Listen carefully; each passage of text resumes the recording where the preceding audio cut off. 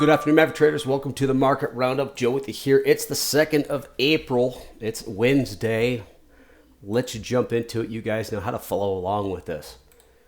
Real quick, folks, we've got the 15th Annual Maverick Trading Summit coming up the end of this month, the 26th and 27th. We've got a couple of seats left. Just wanted to make sure that, hey, you guys are aware of it. These are a lot of fun. Great way to meet the community. And this year's topic is going to be using AI to make you a better trader. That's right, folks. We're going to see what we can do when it comes to analyzing positions, taking a look at our strategies, and even our results. So it's going to be a good one. Looking forward to it. As always, I'm going to talk about the meaningful news of the day. We'll take a look at the current market analysis and share some trades, if I've got them, with the community. Disclaimer. This video was created for professional stock and option traders. Maverick Trading is a proprietary trading firm that employs professional traders around the world.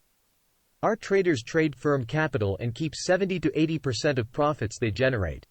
All trades and analysis in this video are for professional traders only. If you are interested in becoming a professional trader for Maverick, click the apply button in the video description. Let's break down what happened today. Getting into the market analysis, we had a move to the upside. Not a very big one, but a move to the upside nonetheless. Let's jump into the daily news. So the markets regained early session losses ahead of today's tariff implementation. Yes, that's right. Today is the tariff day. I don't know what, Liberation Day? Whatever. Anyways, however, this is not going to take effect until after the market's closed. But what did happen is we had an ADP employment surprise. Now, this number came out at 155K for March, expected at 118. That's a lot of jobs added at kind of an unexpected pace. Now, the markets did start a little bit lower, but actually climbed up to close higher on the session. I don't know if it was based on this number or maybe just a short cover rally, getting to more of a neutral position before these tariffs are announced. So how do we finish? The Dow's up about 0.5%, S&P 0.67, Q's just shy of 1%. You see it here. Everything was up, and I think a lot of it had to do with just an oversold bounce. So advanced decline line, 69% advancing, 27% declining. So it was a bounce overall. Above, below the 50-day moving average, 72% still below. This is still a bearish situation. It's still a bear pattern. I'm still bear in light of this move. So let's take a look at it because it was a pretty interesting candlestick that it left us with. First off, you can actually see that we did open lower. So this was a gap down. Things were looking a little bit more on the bear side, which would totally agree with this move that we've seen as of late. But we had a move straight back up.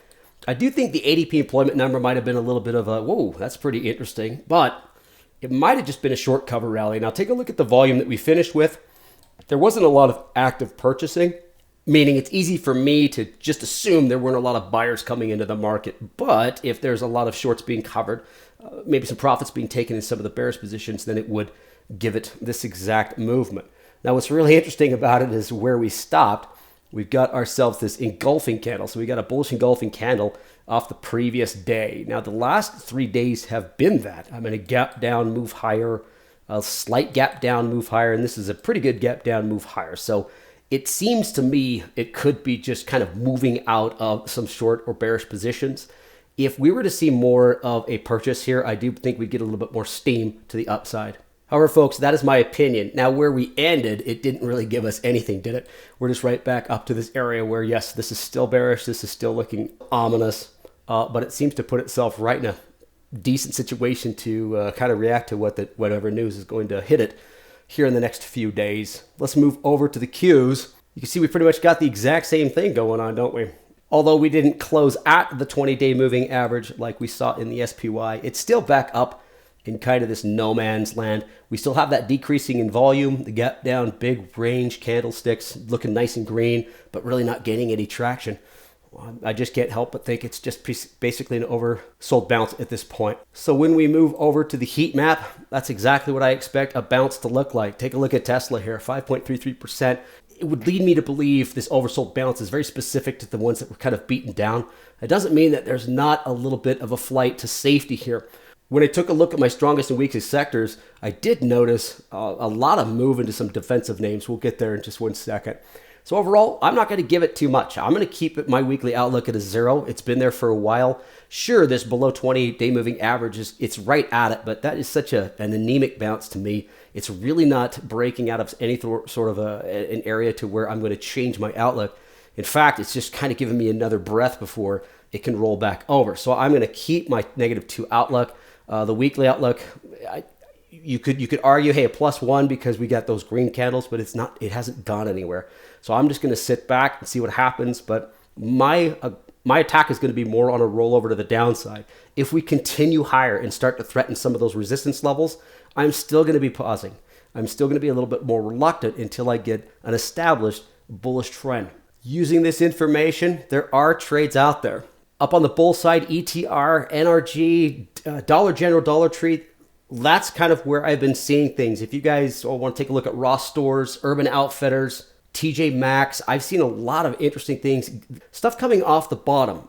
And in a market that has a lot of fear to it, if you've got a retail trader that believes that the markets are going to slow down, you're going to see a move into some of these things that are a little bit more defensive. However, I do like the energy sector being more of a leader than some of these reactionary defensive consumer companies. Down on the bear watch, I got WMG. It's another communication sector. We had pretty good success with BCE. I like that trade. It still looks good if you want to take a look at it again. It's just a little extended. But then I got 2 healthcare stocks, GEHC and Olex. And then I've got Lennar, housing. So there is weakness out there and there is strength out there. It just depends on what you're looking at. So let's first start with our bull. This is ETR, and I just like the pattern. You guys know me. I love my ascending triangle patterns. Doesn't mean they always work out, but for the most part, they're easy for me to identify. Now, I'm not going to go to the moon with this. I think I revisited this 88 level. If it does move higher, which it could, we've seen it actually do it in the past here. This is a little bit deeper of a pullback. We do have the 20 and the 50 squeezing, so it's not as strong as this last run that I was talking about here. But, something diagonalized, maybe some sort of a credit spread. Just take advantage of the outperformance of the sector itself. If you don't like ETR, there's other charts out there that are very similar to this. So moving on over to the bear, I decided to share WMG. Yep, I'm picking on the communications. This is Warner Music Group. Another triangle. This time it's to the bear side, right? So we've got this descending triangle pattern going on. I just like candlesticks like this, where things just fall apart. And it's not like it's being sold into. It's just there's absolutely no interest in buying it. So it just falls down until some support hits. It looks like it's going to consolidate. I think the next issue, or I should say the support level that I'm going to take a look at is here. I'm comfortable letting this play around and then break. My target's going to be somewhere in this area. Let me get my box here, somewhere in this area. But based on some of the candlesticks I've seen, I think it's going to drop there pretty quickly, more so than maybe a slow bleed. But it's the pattern overall that I like. If you could find something that it might have a little bit more meat on the bone, they're out there. You just kind of have to dig for them. So that's all I got, guys. The only thing I can tell you is just to be patient. Be patient with tomorrow's market open. These tariffs are being announced and they're being looked at, and I'm seeing the future market, it's down. So overreaction can cause false moves over multiple days. Now that's fine if we're shorter term and we can identify, get in, get out, follow your plan. Adjustments to new tariffs and impacts will take months, not days. I do believe that there'll be negotiations. This blanket tariff, it's going to go back and forth, and it's going to create a lot of give and push and pull. Who knows what's going to happen over the next month or so. Just be realistic on how this is going to work. ADP employment was higher than expected. I think that was a little shot in the arm of the markets. I don't know if that's going to continue, but it was a good sign, maybe creating some of the momentum we saw today going to the upside. We still do have the U.S. trade deficit, jobless claims, unemployment rate. Earnings season, not a problem. I think we're out of it, but always check trades just in case. All right, folks, you know what's going on out there. Be patient, be safe, follow your plan, and we'll talk to you next time. Bye, everybody.